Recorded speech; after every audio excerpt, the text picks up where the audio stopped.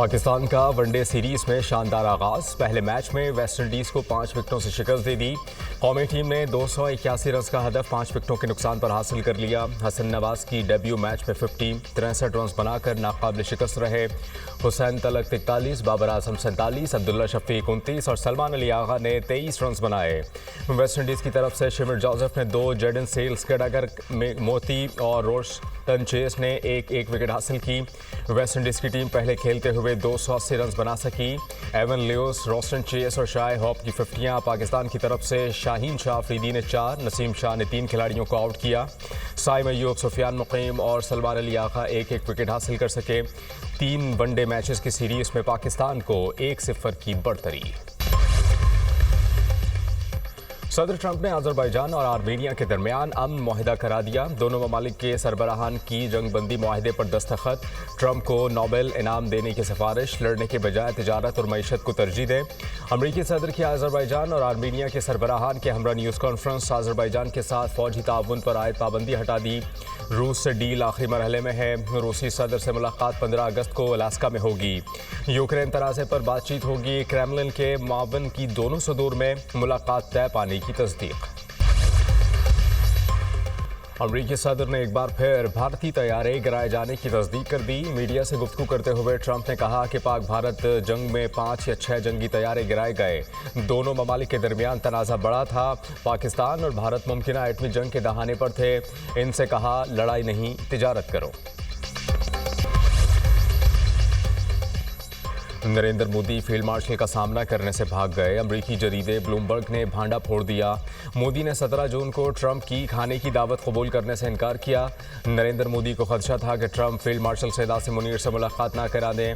मोदी ने field marshal से मुलाकात से बचने के लिए ट्रंप की दावत कबूल नहीं की। ब्लूमबर्ग का इंकशाफ। 17 जून को अमरीकी सदर और नरेंद्र मोदी की 35 मिनट टेलीफोनिक गुफ्तगू हुई।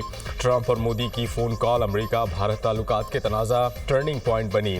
तनाज़ा भरी टेलीफोनिक गुफ्तगू के बाद अमरीका भारत ताल्लुकात में तलखी आना शुरू हुई।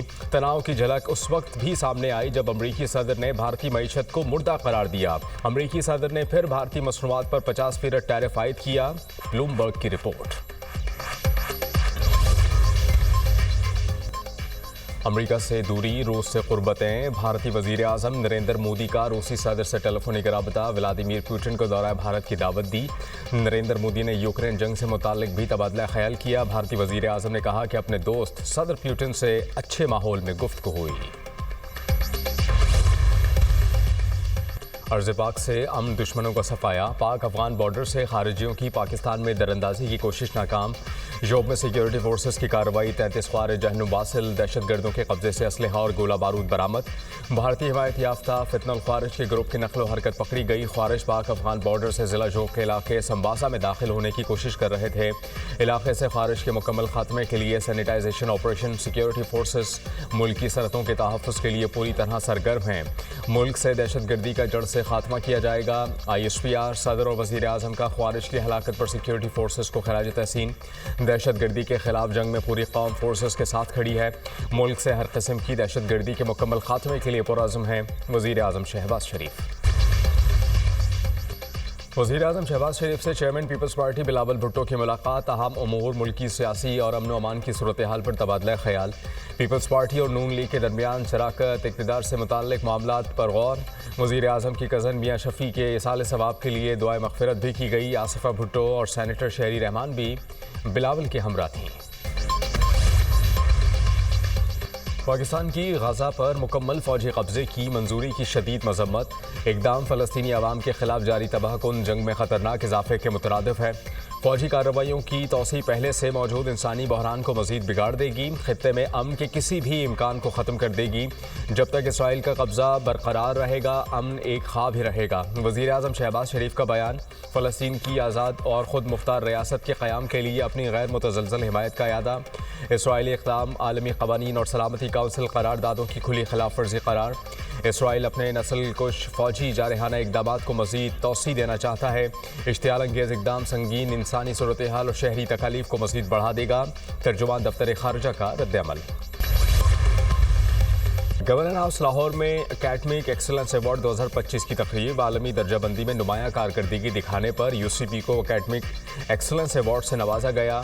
Executive director Punjab group Sohail Afzal ने गवर्नर पंजाब से अवार्ड वसूल किया। तकरीब में साबिक chairman HEC doctor Mukhtar, chairman Punjab higher education commission doctor Iqrar, vice chancellor UET Lahore doctor Shahid Munir की शिरकत, vice chancellor Punjab university doctor Mohammad Ali, vice chancellor government college university Faisalabad doctor Rauf Azam और vice chancellor Quaid e Azam university Islamabad doctor Niaz समेत मुतअद्दिद प्राइवेट यूनिवर्सिटीज़ के वाइस चांसलर्स ने भी शिरकत की।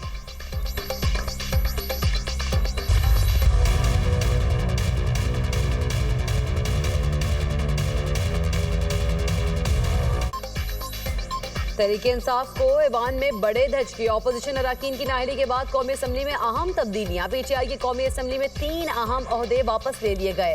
उमर अयूब ऑपोजिशन लीडर कौमी असम्बली के ओहदे से फारिग, जरताज गुल का पार्लिमानी लीडर और अहमद चट्टा का डिप्टी पार्लिमानी लीडर का ओहदा भी खाली करार।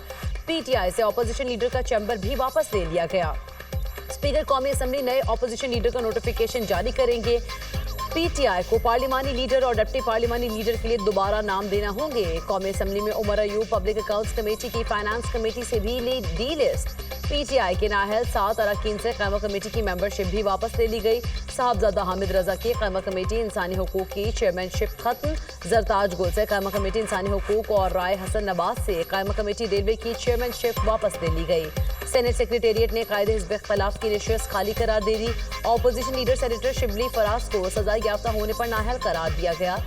पंजाब असम्बली में ऑपोजिशन के नाअहल अरकान से सरकारी गाड़ियों और कमेटी चेयरमैन का ओहदा वापस ले लिया गया। मलिक अहमद बच्चर और जुनेद अफजल शाही को 3 रोज में सरकारी गाड़ियां वापस करने की हिदायत।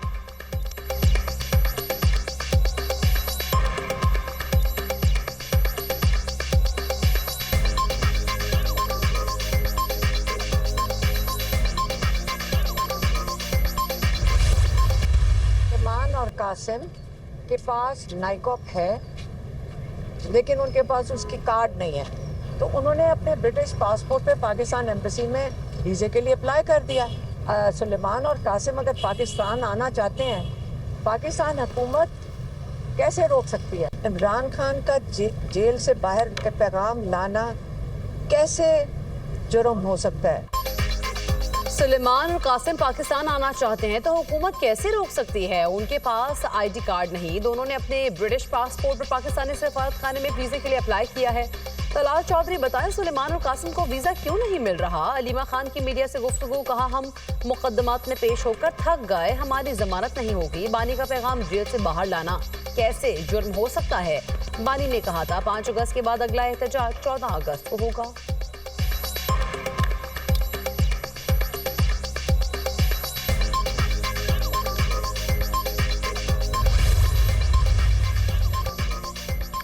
इसराइल के मजमूम अज़ाइम खोल कर आया। इसराइली सिक्योरिटी काबीना ने गजा पर फौजी कब्जे की तजवीज़ की मंजूरी दे दी।